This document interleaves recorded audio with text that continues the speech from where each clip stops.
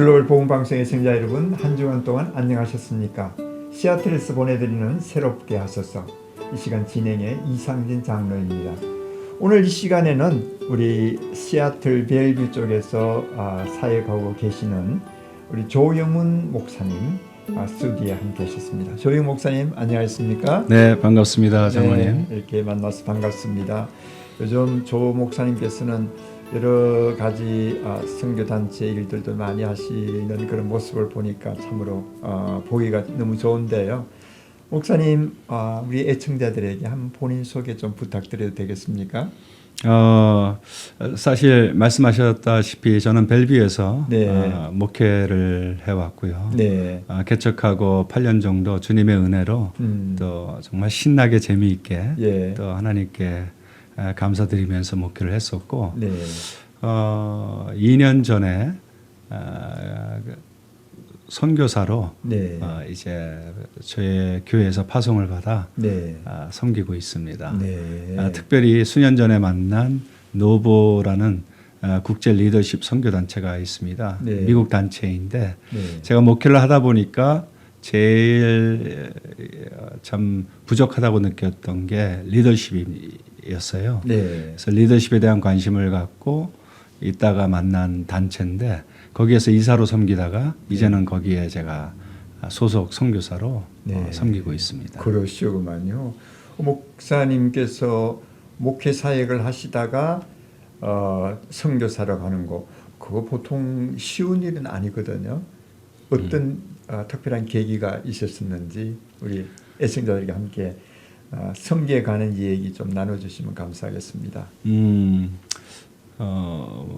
과정은 물론 쉽지 않았습니다만은 또 그 가운데서 주어진 은혜가 있어서 또 잘 감당이 되었고요.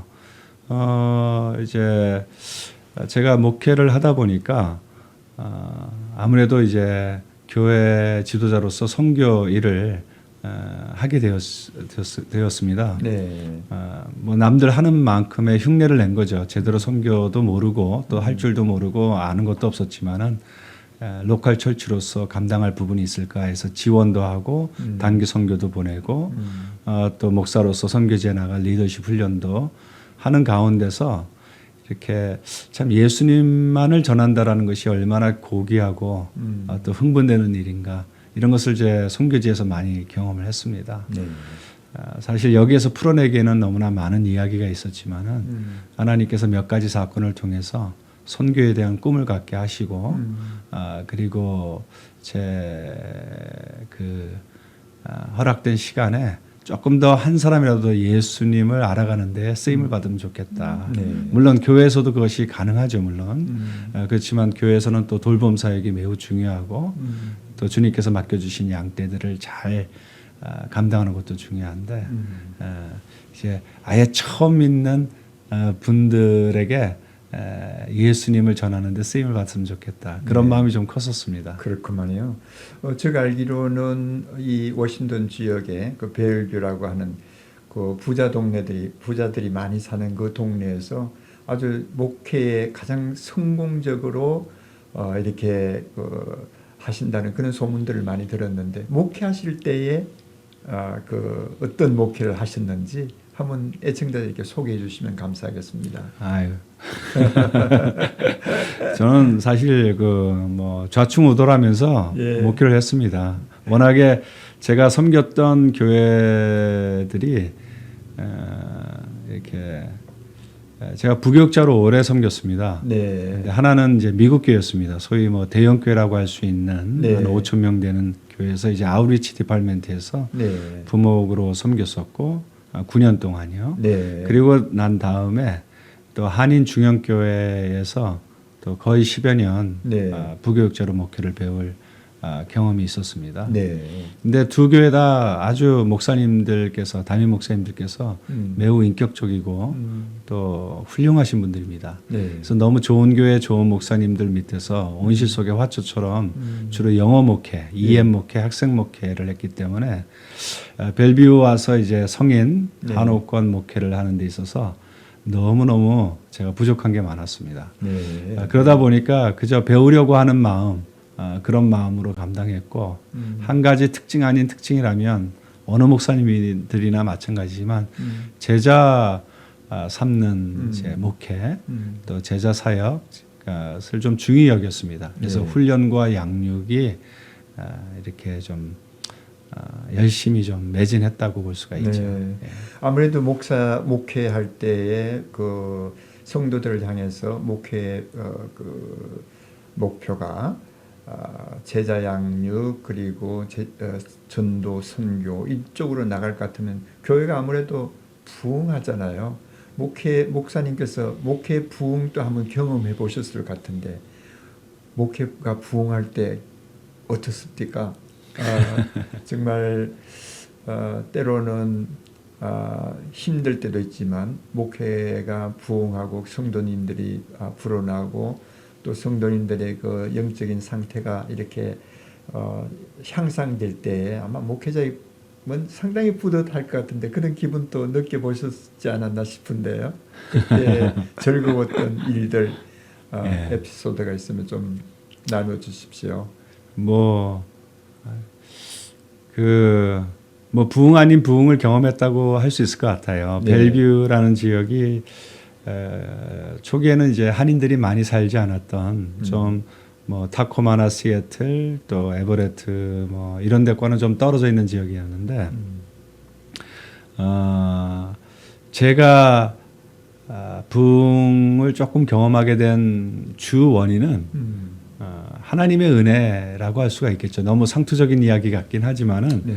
right time, right place에 있었다라는 것. 네. 그래서 아시다시피 IT 기업들이 많고 네. 젊은이들의 유입이 많이 있었고 또뭐 주재원들이라든지 기러기 가족들이라든지 이렇게 한인들의 유입도 네. 이렇게 많이 시작되는 시점에 목회를 했습니다. 네. 그러다 보니까 자연스럽게 가까운 교회 찾으시는 성도님들이 계셨고 또 이민 와서 또는 이제 새로운 지역에 와서 교회를 찾다 보니까 이렇게 찾으시는 분들이 많이 계셨습니다. 네. 그래서 뭐 개척하고 한 2년 반 만에 300명이 되고 네. 예, 또 4년 만에 400명이 되니까 네.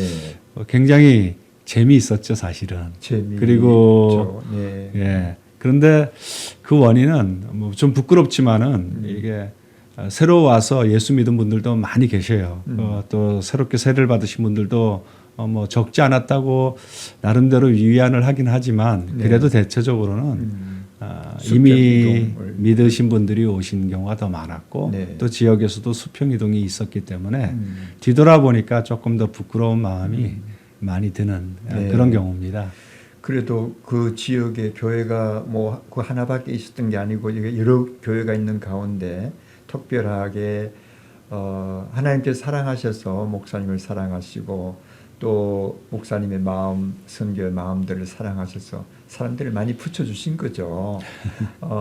특별히 그 지역에 새로운 사람들이 한국에서도 새롭게 오시는 분들이 있고 또 젊은 IT에 종사하시는 분들이 많으니까 아무래도 그 로케이션 선정도 참 잘하신 것 같고요. 또 중요하잖아요.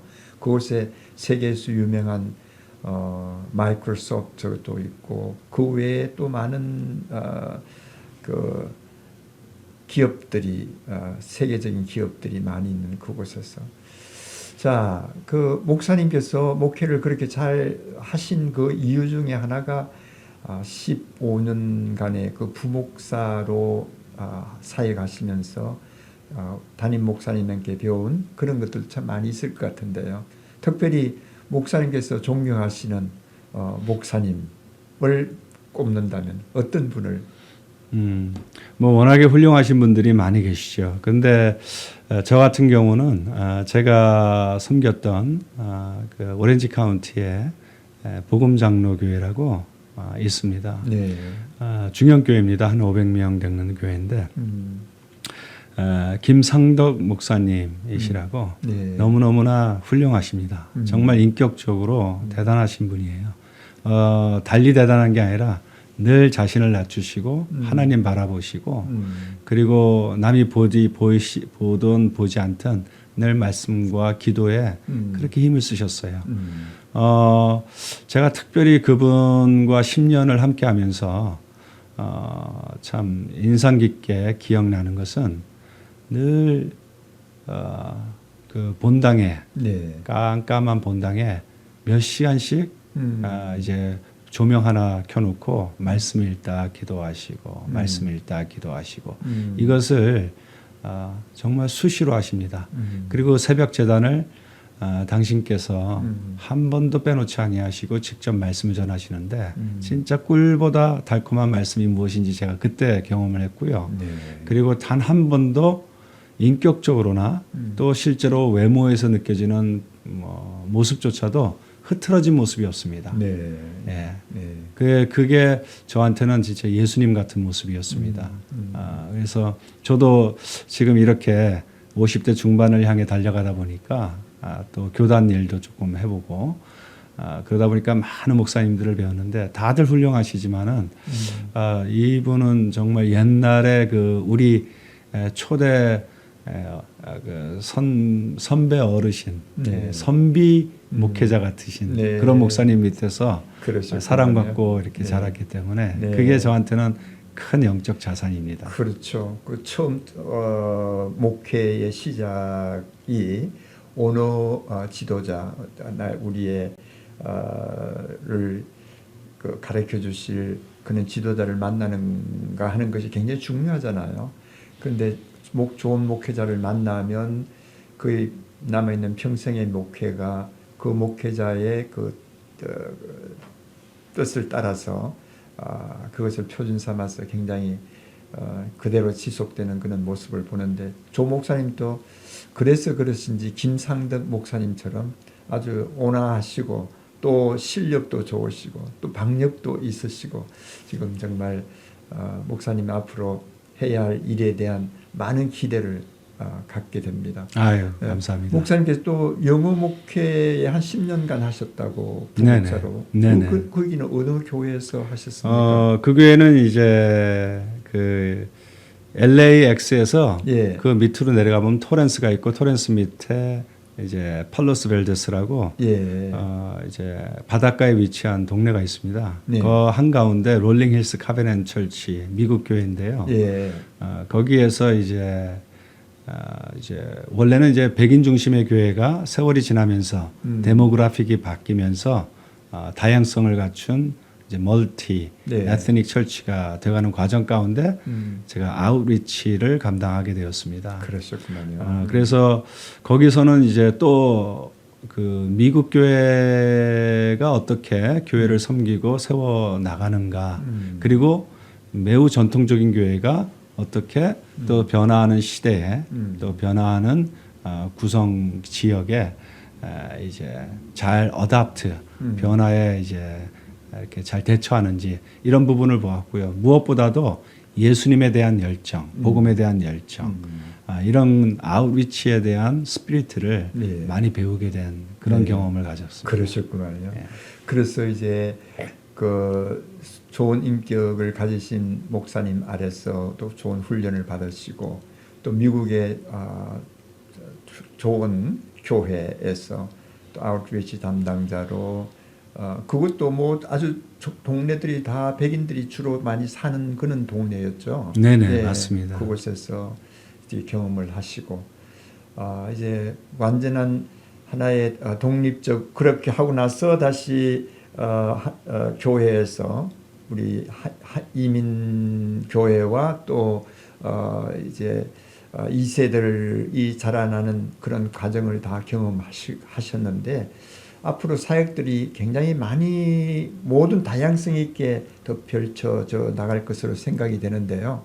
지금 하면 좀 엉뚱한 질문입니다만은 목사님께서 어떻게 예수를 믿게 되셨는지 좀 궁금하네요. 혹시 가정은 믿는 가정이었는지 좀 가정 소개, 내가 어떻게 예수를 믿게 되었는지 잠시 애친자들에 한번 소개해 주시면 감사하겠습니다. 네, 사실 예수를 믿지 않는 가정에서 자랐습니다. 네. 그래서 어린 시절에는 그렇게 제사를 많이 지냈습니다. 네. 뭐 제사가 얼마나 빨리 다가오는지 그리고 제가 장남 장손이기 때문에 네. 제사 때마다 또 이렇게 해야 되는 부분들도 있었고 네. 이제 그런 이제 집안 분위기였는데요. 사실 예수를 믿게 된 것은 제가 대학교 말경에 네. 이제 다소 극적으로 예수님을 만나게 되었습니다. 궁금하네요. 네. 하나님의 전적인 은혜인데요. 대학교 말 때까지 사실 하나님을 알지 못하고 자랐습니다. 네. 알 수 있는 환경이 없었던 것은 아니지만 사실 저희 아버지 때문에 예수를 믿었다고 할 수가 있죠. 아, 그래요? 예. 네. 왜냐하면 제가 소위 영어로 이제 dysfunctional family, 네. 이제 역기능 가정이라고 그렇죠. 한국에는 이제 그렇게 소개되고 얘기하죠. 있어요. 네. 요즘 그런 가정들이 대단한 많죠. 많은 가정들이 다 역기능적인데 저는 이제 부모님이 오래전에 이혼을 하셨습니다. 네. 어린 시절에 저희 아버지께서 이제 술을 드시면 뭐 당시 어르신들이 그런 분들이 종종 있어 왔던 것처럼 이렇게 뭐랄까 폭력을 네. 그렇게 하시는 그런 이제 아버지셨습니다. 당시에는요. 그래서 한국에서 살 때인데요. 제가 이제 어린 시절 예를 들어서 국민학교, 초등학교 시절 아버지께서 이렇게 술을 드시고 오시면 참 너무너무 힘들었어요. 왜냐하면은 이제 술 기운에 이렇게 매우 어뷰시브한 그런 이제 삶의 모습이 네. 연출이 됐거든요. 네. 근데 대학교 말 때 어떻게 예수를 믿었느냐? 하나님께서 한 흑인 경찰을 통해서 예수를 믿게 하셨습니다. 아, 네. 예. 왜냐하면 제가 너무너무 대학교 말 때 삶의 소망을 잃어버리고 방황하고 좌절하고 또 너무 낭망의 늪에 빠지다 보니까 왜 그런 이제 마음들이 다 들 때가 있잖아요. 이 세상을 좀 하직하고 싶어하는 마음. 그렇죠. 누구나 다 그런 그때가 경험들이 그랬죠. 있잖아요. 경험들을. 예. 근데 제가 이제 그 당시가 저한테는 그랬습니다. 왜냐하면 저한테는 미래도 소망도 없어 보이는 겁니다. 근데 하나님께서 제가 당시 이제 LA에 있는 학교를 다닐 때였어요. 웨스트 LA에. 예. 웨스트 LA에 이제 한 유니버시티인데 거기에서 이제 1시간 반 떨어진 이제 남가주에 계신 분은 다 아시겠지만은 샌바르디노 빅벨 마운틴 가는 길이 있습니다. 예. 근데 이 흑인 경찰 프로 오피서인데 그분이 거의 자기 집이 있는 샌바르디노 도착할 즈음에 하나님께서 그분 마음 가운데 이제 제 대학 캠퍼스로 가라는 마음에 뭐랄까 음성을 들었다고 해야 하나요? 성령의 인도를 받았다고 해야 되나요? 네. 그래서 너무 강력한 거였기 때문에 1시간 반을 퇴근하고 거의 8시가 다 되는 즈음에 이제 저희 대학 캠퍼스에 있는 병원 큰 병원이 있거든요. 그 병원 앞으로 온 거예요. 그분의 스토리는 뭐냐면은 남편이 간 컴플리케이션으로 그 수년 전에 치료를 받았습니다. 그 이식 수술을 받고 잘 되어서 네. 이제 샌발디노 공기 좋은 산 동네에서 살고 있었는데 주말에 자기가 병원에 있을 때 많은 사람들의 위로를 받고 도움을 받았기 때문에 주말에 이 독실한 크리스찬이 자기도 병원에 가서 환자들을 이렇게 섬기고 돌보고 복음을 전하는 사역을 했던 그런 분입니다. 네. 그런 분이 주중에 한밤중에 10월 어느 날 밤인데 그 시간에 가면은 벌써 이거 한 30년 전 얘기니까요. 네. 그 와봤자 직계 가족이 아니면 병원에 들어올 수도 없었어요. 8시에 컬퓨가 있기 때문에. 그렇죠. 근데도 순종하고 온 거죠. 근데 아니나 다를까 들어가지 못하고 밖에서 기다리는데 헛수고였던 것 같은 겁니다. 근데 제가 당시 그 병원 안에 카페테리아가 있는데 거기에서 우리 학생들은 24시간 공부가 할 수 있어서 거기서 공부를 하고 있었을 때였어요. 근데 그때 이제 나온 겁니다. 나왔는데 그때 제 상태는 마치 아무 소망이 없었기 때문에 정말 죽어야겠다라는 생각을 많이 하고 있었을 때였습니다. 근데 용기가 없어서 뭐 용기 아닌 용기겠죠. 차마 그러지 못하고 있는 상태에 그날은 왠지 희한한 기운에 휩싸여서 아 그날 밤이 마지막 밤이 될 수 있겠다 하고 그런 때였습니다.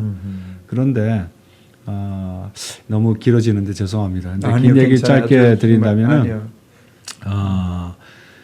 왜 그렇게 됐냐면은 사실 어릴 때 한국에서죠. 이때는 아주 어릴 때는 아버지께서 술 드시고 오면은 어렵게 살 때였어요.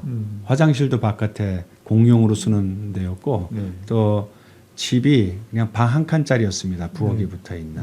거기에 제 동생과 저 어머니와 아버지 네 식구가 살고 있었는데 방 안에서 무슨 일이 벌어지면 다 같이 있었기 때문에 다 아는 거죠. 술 드시고 들어오시면 저희들은 이불 속에서 자는 척 죽은 척 하는 겁니다.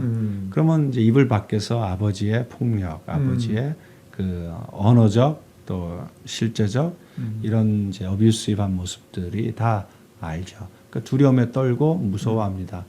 근데 그럼에도 불구하고 이제 잠들죠. 아침에 일어나면 어머니가 참 몰골이 아니시죠. 아버지는 출근하셨고 그런 상태가 너무 지속이 됐습니다. 그런 가운데서 저희 어머니께서 결국은 아버지 마음이 돌이킬까 해서 이제 집을 나가셨는데 그게 오히려 빌미가 돼서 이제 영원히 못 들어오시게 된 상황이 됐고 당시에 또 아버지는 또 다른 이제 분을 만나게 되고 또 그런 상태에서 이제 새어머니가 들어오시게 되고 이제 이런 이제 사이클이 반복이 됐습니다. 또 새어머니가 들어오셔도 또 그 아버지의 술 문제는 여전히 있었고 그렇죠. 예. 그래서 이게 반복이 되고 있는 상태에서 중학교 때 극적으로 다시 어머니를 만나고 미국으로 이민을 오게 됩니다. 저희 아버지가 또 저희 어머니와 제 동생과 제가 미국으로 가는 것을 허락을 해주셨고 그런 상태에서 미국에 왔는데 어렵게 지냈죠. 근데 또 아버지께서는 나름대로 또 사업적으로도 좀 기반이 잡혀지면서 저희들이 이제 한국을 좀 왕래가 자주 있게 되었는데 근데 여전히 집안의 문제는 그대로였습니다. 어머니의 그런 모습 또 가정의 여러 가지 아픔과 상처들을 받으면서 나는 절대로 저렇게 살지 말아야겠다라고 다짐을 하는데 그 다짐과 달리 오히려 성장기에 고등학교 때부터 제가 이제 좀 빗나가기 시작했습니다. 네. 그래서 저도 뭐 술, 담배 또 대학교 들어가서는 하루도 술을 안 마시는 날이 없었습니다. 누구랑 마시든지 혼자 마시든지 저도 우리 아버지처럼 알코올릭이 돼버리고 이런저런 약물을 쓰게 되고 그러다 보니까 대학교 생활도 엉망이 되고 나름대로 꿈과 소원이 있었지만은 또 그 당시 또 아버지께서 이혼을 하시게 되고 또 다시 집안의 어려움이 찾아오면서 개인적 가정일로 제 삶이 막 송두리째 흔들리는 경험을 했었습니다. 네. 그러다 보니까 저 자신도 또 그렇게 되고 싶지 않았던 아버지의 모습이 나타나는 거예요. 전에는 아버지를 좀 뭐 미워한다든지 뭐 그런 마음을 가졌는데 이제 그 아버지가 내 안에 있으니까 더 견디기 어려운 겁니다. 그리고 이미 대학교 때 저는 뭐 너무 술에 찌들었고 이런저런 실수와 잘못들을 너무 많이 했고 또 아버지 못지않게 폭력적인 성향으로 변해가는 겁니다. 그러다 보니까 나 같은 사람은 더 살아봐야 소용이 없고 결혼이라는 건 생각지도 못할 것이고 가정을 꾸린다는 것은 있을 수 없는 일이고 내가 자녀를 가진다는 것은 그들에게 내가 겪었던 아픔을 그대로 전수해 준다라는 거기 때문에 절대로 하면 안 되는 거였습니다. 그러다 보니까 뭐 제 미래가 너무 깜깜한 겁니다.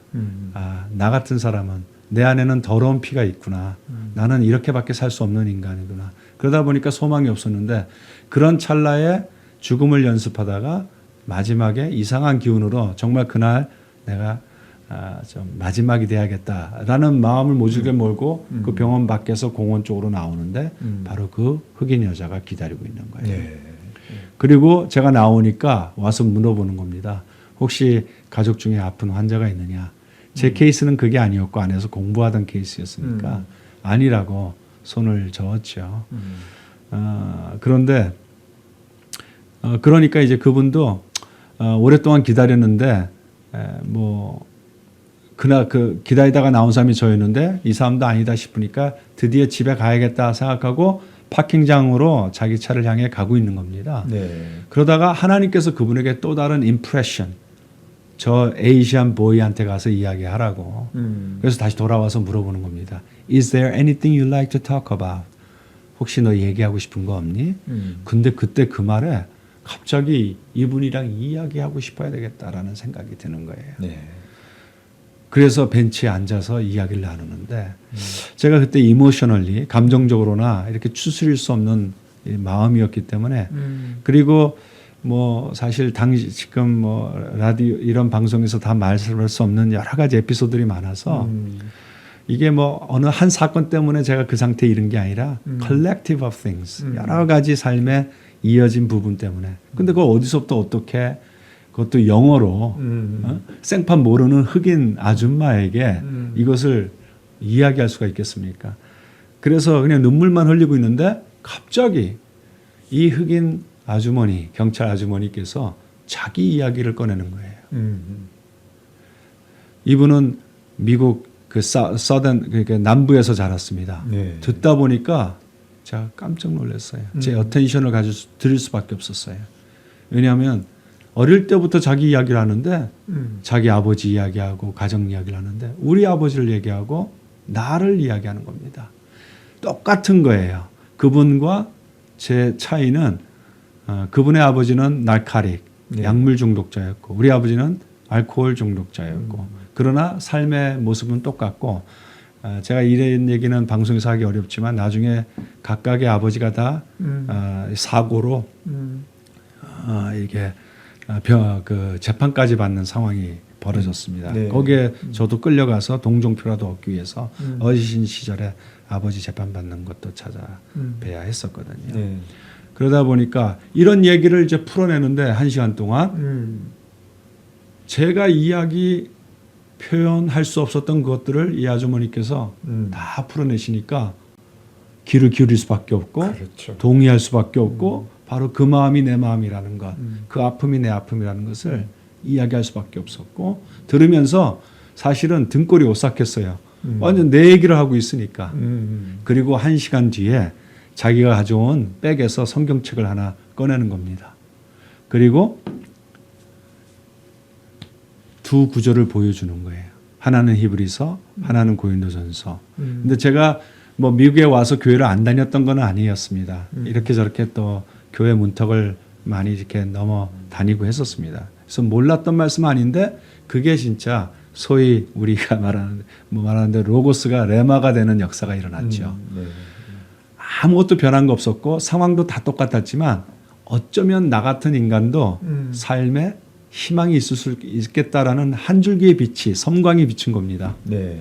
그래서 그날 밤을 넘어간 거예요. 그리고 난 다음에 이 긴 얘기인데 그 다음 날 제 그 대학에 같이 들어온 자매 하나를 만났습니다. 크리스티라는 자매인데 지금 목사 사모예요. 예. 근데 이 자매가 저를 그렇게 전도하려고 했었던 그리고 크리스찬 클럽에 인도하려고 했었던 그런 자매인데 저만 보면 같이 갈까? 같이 가자? 그렇게 권유하던 자매인데 첫 2년은 같이 다녔지만은 지금 이제 대학교 졸업 말 때 이제 5년 차에 제가 이미 접어들었어요. 네. 그때 만났는데 2년 만에 만난 겁니다.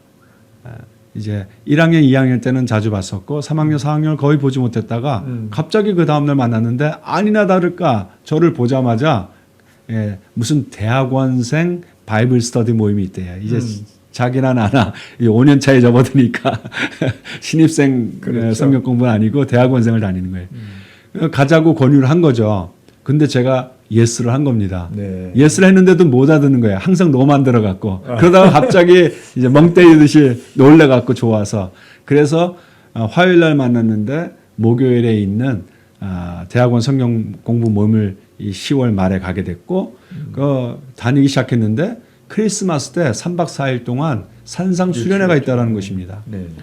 근데 거기를 홍보를 하고 있는데 저는 그런데 절대로 안 가거든요. 3박 4일 동안 술도 담배도 하고 싶은 거 못하고 묶여 있다라는 것 자체가 막 미치게 만드는 그런 부분이 있기 때문에 절대로 그런 데를 안 가는데 이미 성령님께서 제 마음 가운데 역사하셨는지 가게 됐습니다. 크리스마스 바로 전 3박 4일이었는데요.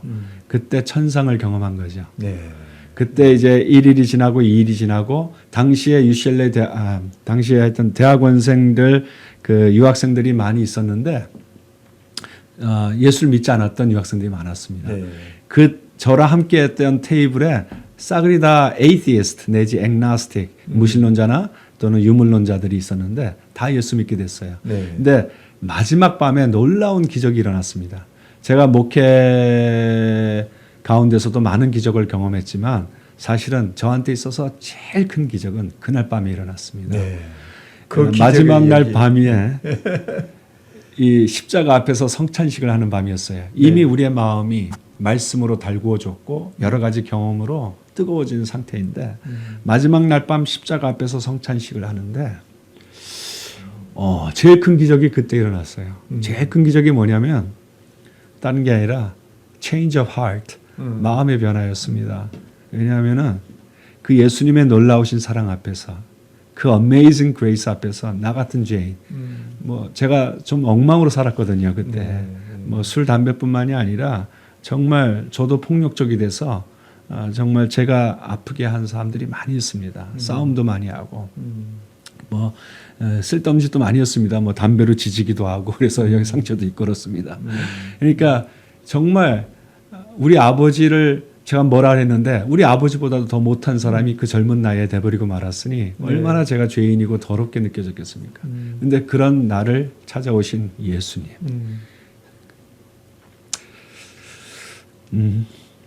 근데 그날 밤에 제일 큰 기적은 다른 게 아니라 우리 아버지를 용서할 수 있게 됐어요. 예, forgiveness. 제 딕셔너리에는 없었던 단어거든요. 근데 제 사랑으로 제 용서로 한 게 아니라 제가 받은 사랑, 예수님의 사랑과 예수님의 용서로 저희 아버지를 용서할 수 있게 되었습니다. 네. 우리 아버지는 똑같은 사람이죠. 당시에 한국에 살고 계셨고 저는 지금 미국에 있는 것이고 아무런 변화가 없었지만 그렇게 용서를 하고 나니까 마치 제 어깨를 짓누르고 있었던 큰 바위, 시지프스의 바위 같은 게 그냥 사라진 거예요. 네. 가벼워진 겁니다. 하늘이 노랗지 않고 이제 파란 겁니다. 완전히 달라졌어요. 물론 달라진 거 하나도 없는데 제 마음이 달라졌어요. 그리고 결론적으로 말씀드리면 몇 년 후에 저희 아버지를 국제 전화로 예수님께 인도하고 지금은 저희 아버지도 예수님 믿으시고 완전히 다른 사람이 됐습니다. 네. 물론 그 다른 사람이 되는 데 있어서는 저희 아버지에게도 많은 세월이 필요했고 저 또한 또 변화되는 데 있어서는 또 많은 여전히 지금 work in progress 아직도 변화하고 있는 상태지만 네. 그렇게 그날 밤에 그 흑인 여자로 말미암아 저에게 있어서 그분은 하나님의 선지자예요. 그분의 순종, 그 거리를 그 시간에 참 안 올 수도 있었던 그건데 성령님의 임프레션에 순종하고 왔던 그 한 분, 그 사람 덕분에 제가 I am who I am today. 예, 우리 조영훈 목사님의 전혀 예기치 못한 간정을 아마 여러분들도 들으시면서 정말 은혜가 될 것 같은데요.